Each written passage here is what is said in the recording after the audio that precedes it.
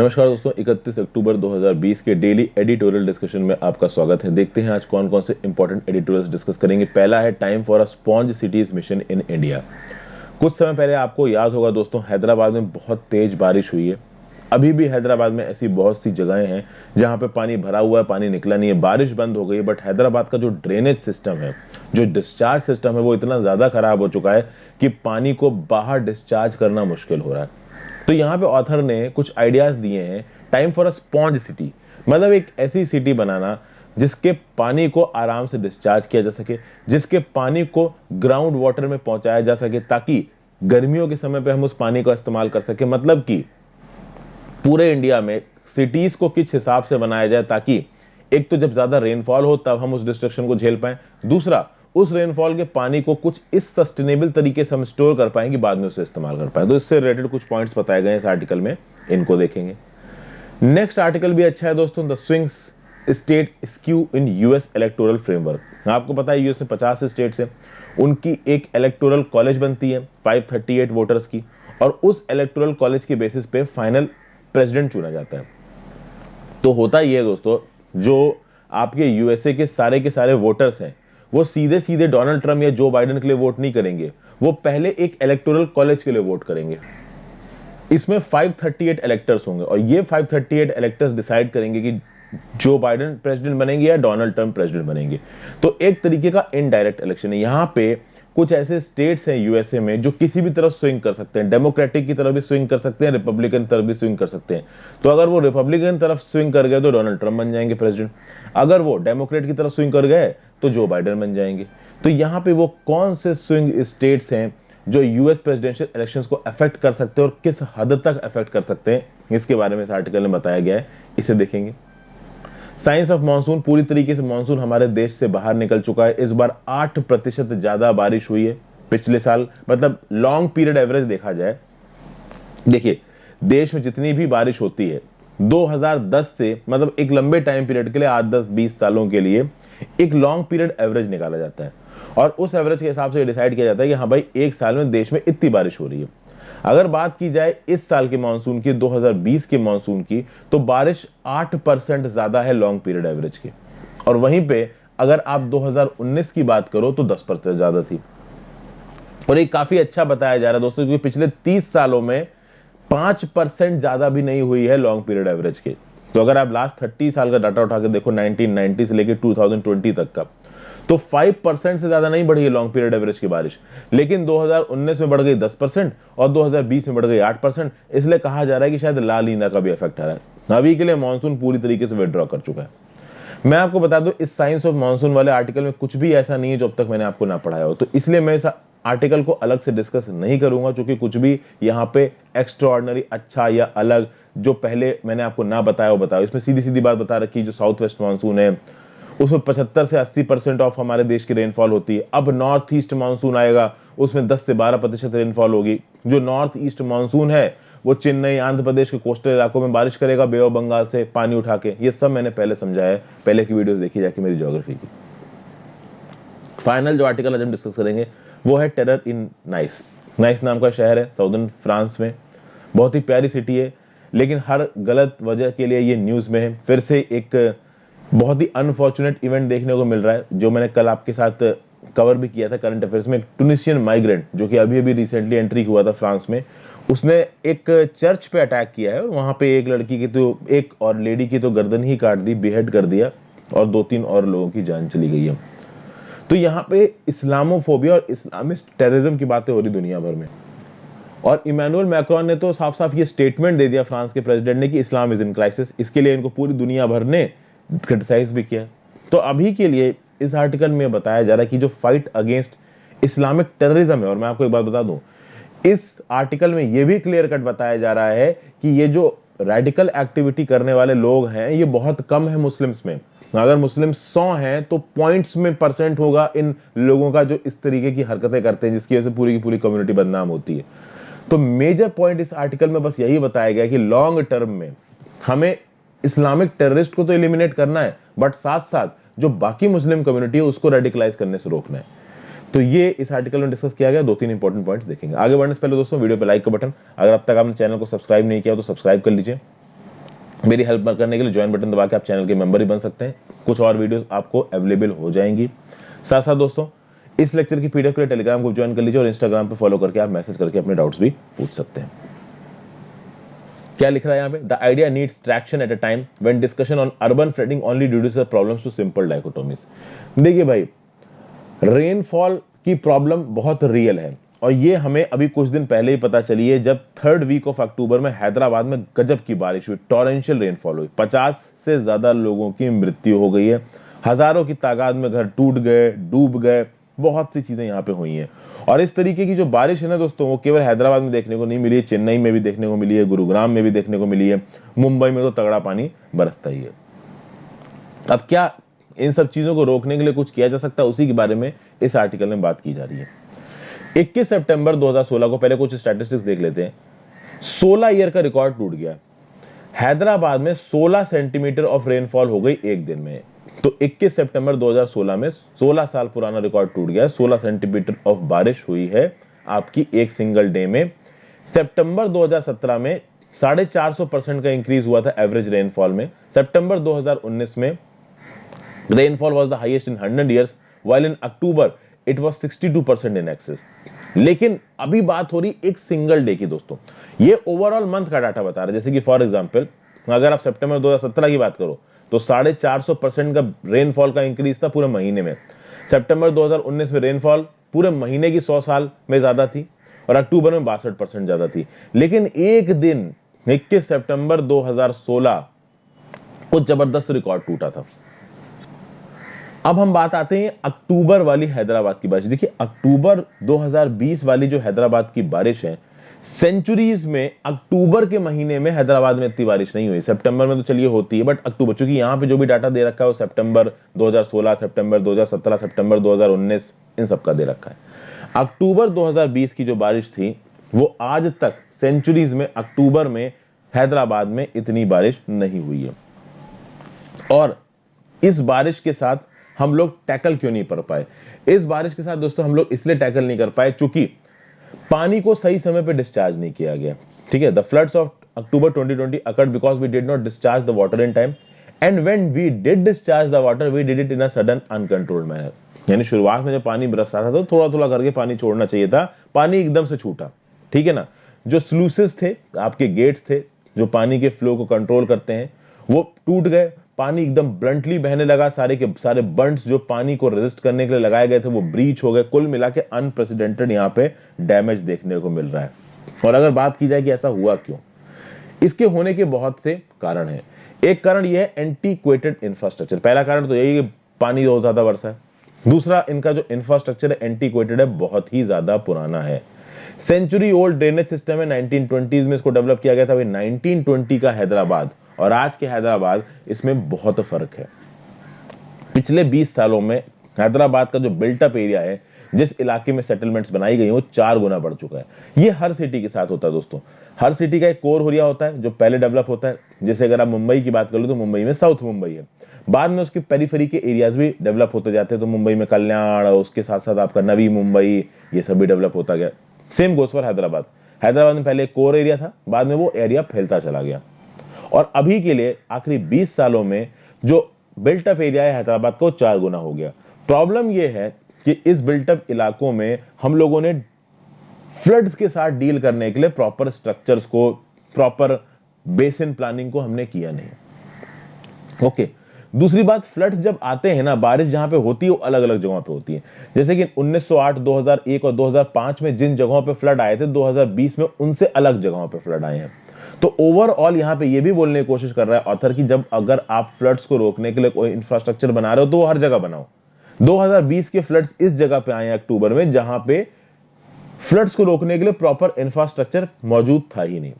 तो भैया ये जो एंटीक्वेटेड इंफ्रास्ट्रक्चर है और जो सिटी इतनी तेजी से रैपिडली ग्रो कर रही है, बात यह है कि ड्रेनेज इंफ्रास्ट्रक्चर के लिए जगह बची ही नहीं है। ठीक है ना, तो एडिक्वेट ड्रेनेज सिस्टम्स के लिए there is no place.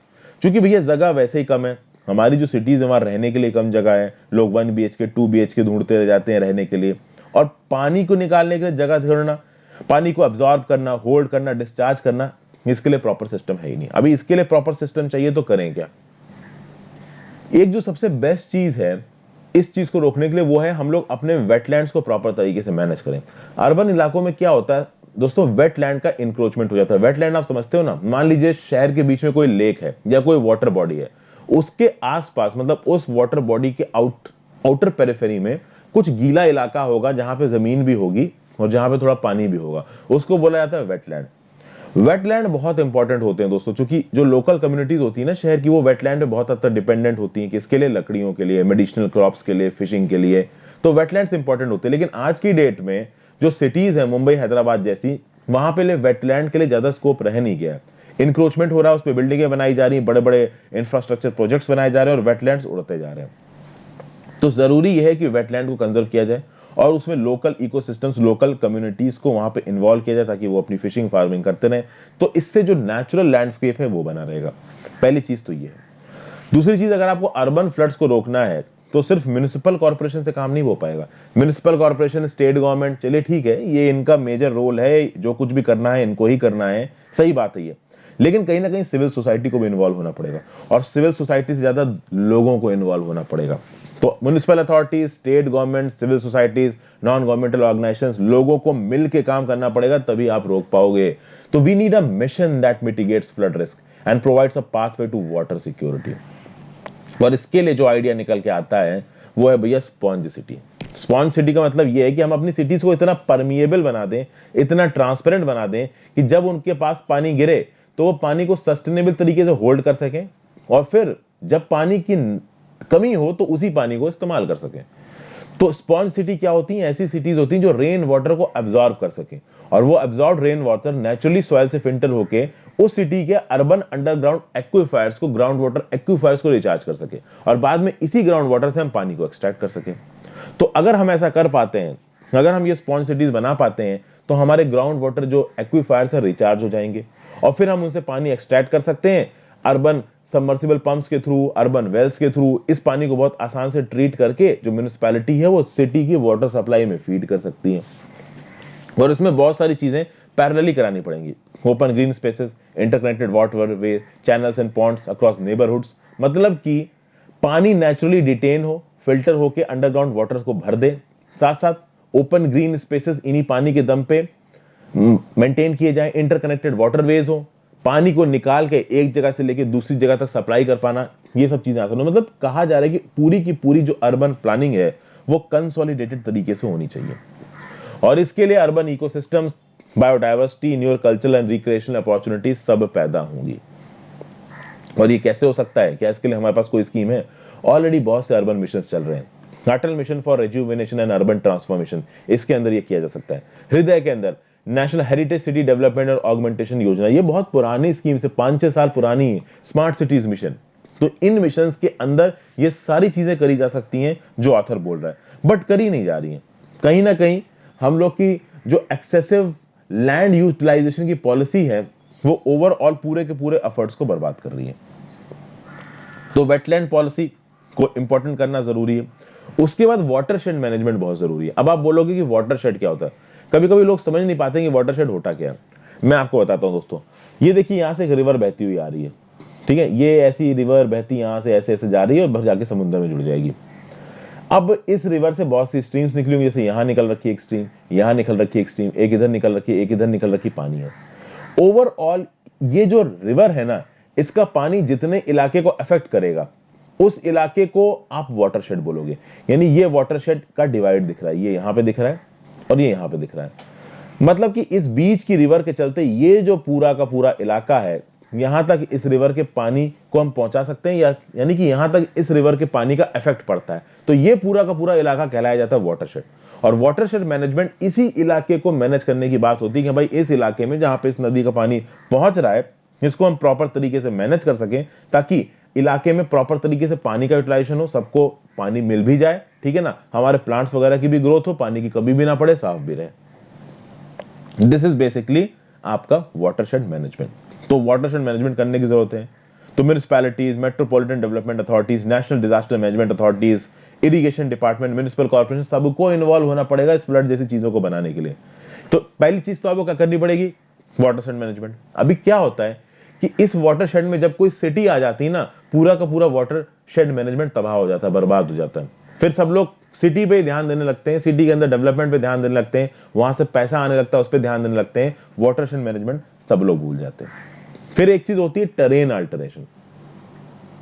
Terrain alteration को स्ट्रिक्टली रेगुलेट करना बहुत जरूरी है। जैसे सिटी में कोई वेटलैंड, अभी वेटलैंड को आपने हटा के उसके ऊपर बिल्डिंग कंस्ट्रक्ट कर दी, तो ये तो टेरेन अल्टरेशन हो गया ना। इसकी रेगुलेशन की बहुत स्ट्रिक्ट जरूरत है हमको, और कहीं कहीं पे अगर टेरेन बहुत इंपॉर्टेंट है तो उसके अल्टरेशन के ऊपर बैन लगाना भी बहुत जरूरी है। हमारी जो सिटी है ना, वो इम्परवियस होती जा रही है पानी के प्रति, यानी हमारी सिटी के ऊपर देखिए, आपको पता है अर्बन हीट आइलैंड बन रहे हैं हम लोग, हर जगह सीमेंट, मोरंग, गिट्टी यही नजर आती है। अभी सीमेंट और सीमेंटेड फ्लोर्स के ऊपर जब पानी गिरेगा ना, तो वो पानी बह के वेस्ट हो जाएगा, वो कभी भी सॉइल के थ्रू फिल्टर होकर हमारे अंडरग्राउंड ग्राउंड वाटर में नहीं पहुंचेगा। तो ये जो इम्परवियस बना दिया है हमने अपनी सिटीज को पानी की तरफ, जरूरी है कि इसको परवियस बनाया जाए। जो नेचर ऑफ मटेरियल इस्तेमाल करते हैं हम लोग अपने सॉइल को बनाने में, अपनी बिल्डिंग्स को बनाने में, वो हार्ड होता है, नॉन पोरस होता है, तो उसके ऊपर पानी जब गिरता है तो पानी बर्बाद हो जाता है। हमें सिटी की पानी को एब्जॉर्ब करने की कैपेसिटी को बढ़ाना है।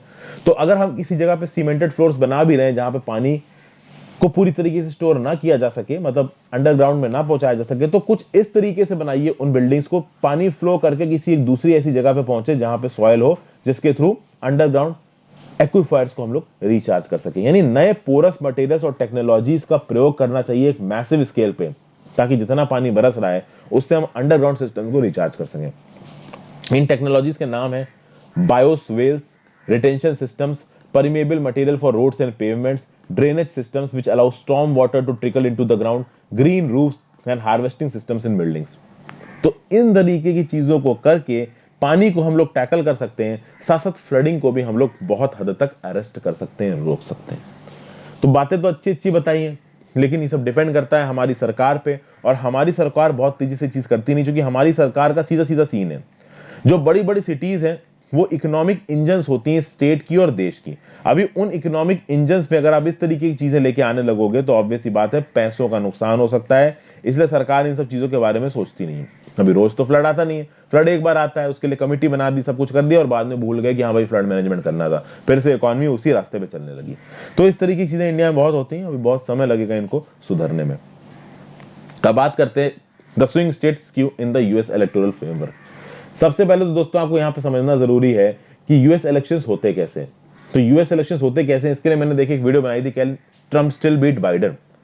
तो यूएस इलेक्शंस मेरे नाम के साथ यूट्यूब में सर्च मार दीजिए, आपको ये वीडियो मिल जाएगी। यहां पे मैंने प्रॉपर तरीके से समझा रखा है कि यूएस इलेक्शंस कैसे होते हैं, इलेक्टोरल कॉलेज को किस तरीके से चुना जाता है, इसकी टाइमलाइन क्या होती है, सब कुछ मैंने इस वीडियो में बता रखा है। आप एक बार इस वीडियो को देख लीजिए जाके। अब इस आर्टिकल में क्या बता रखा है इसको समझने की कोशिश करते हैं। देखिए, ये जो इलेक्टोरल कॉलेज होता है ना 538 मेंबर्स का, पहले तो क्या होता है कि यूएस के सारे स्टेट्स में इलेक्शंस होते हैं, जो उनके 50 स्टेट उनको अलग अलग सीटें अलॉट करके रखी गई हैं। यानी पूरे इलेक्टोरल कॉलेज में अगर 538 सीटें हैं तो अलग अलग स्टेट्स को इन 538 सीटों में सीटें अलॉट करके रखी गई हुई। जैसे हमारे लोकसभा में होता है ना कि उत्तर प्रदेश के लिए 80 लोकसभा सीटें, बाकियों के लिए 30 लोकसभा सीटें, उसी तरीके से इन 538 इलेक्टर्स के लिए जो भी सीटें हैं वो अलग अलग स्टेट्स को अलॉट करके रखी गई हैं।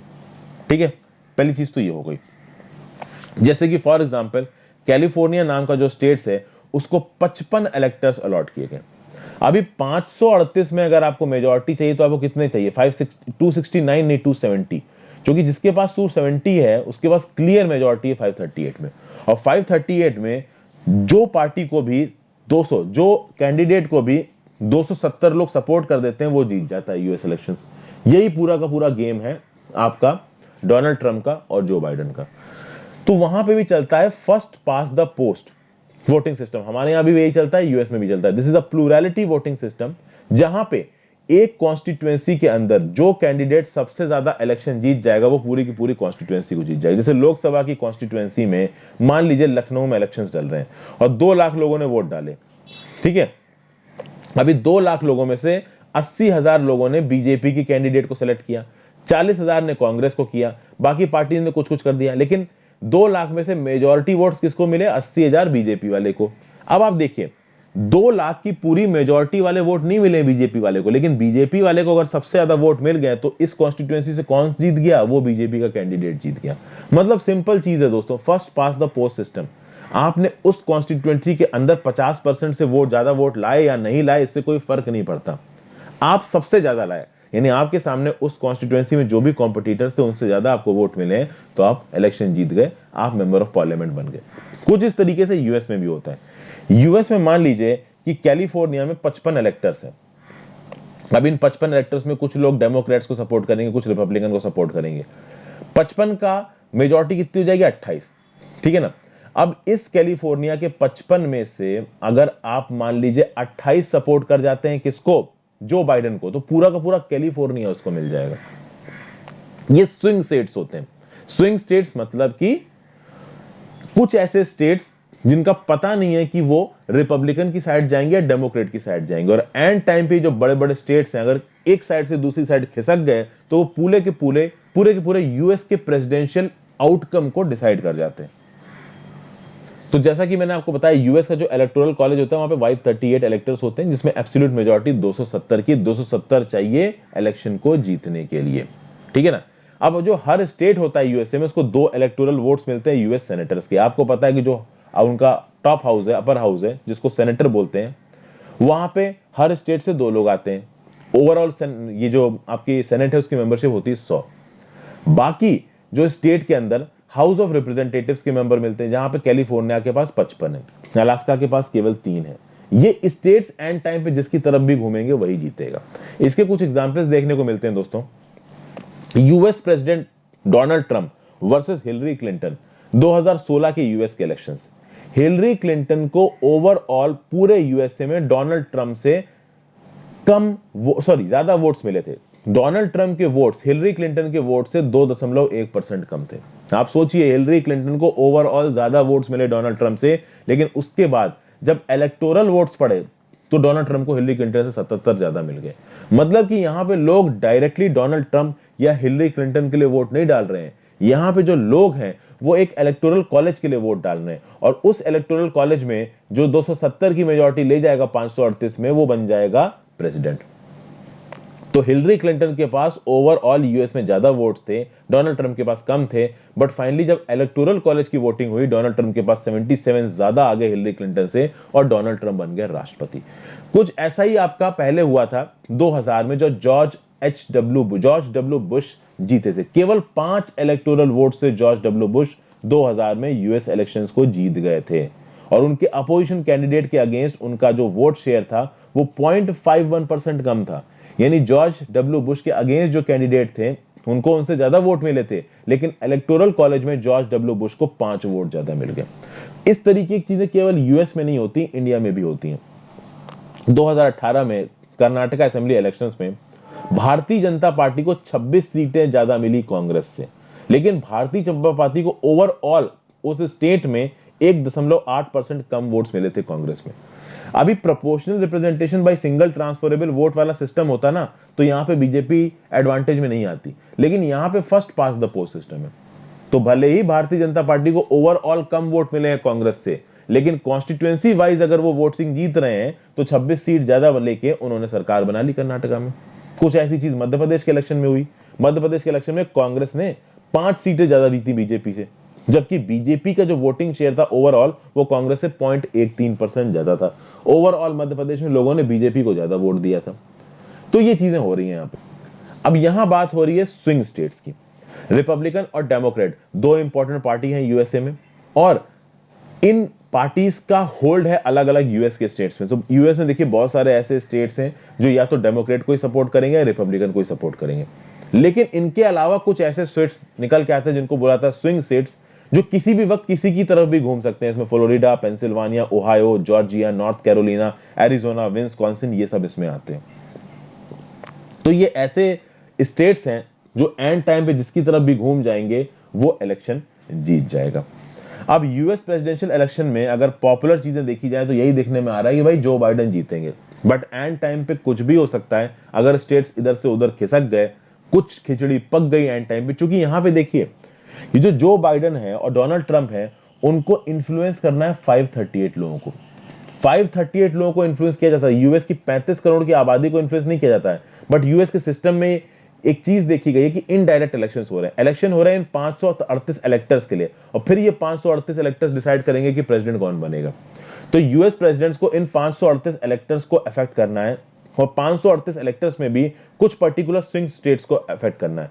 क्योंकि जिन स्टेट्स में डेमोक्रेट्स की चलती है वो स्टेट डेमोक्रेट को ही वोट देंगे, जिन स्टेट्स में रिपब्लिकन्स की चलती है वो रिपब्लिकन्स को ही वोट देंगे। बट कुछ ऐसे स्टेट्स हैं जो डेमोक्रेट्स और रिपब्लिकन्स के बीच में फ्लक्चुएट करते हैं, यहां पे मेन पॉलिटिकल जंग चलती है कि कौन किसकी तरफ जाएगा।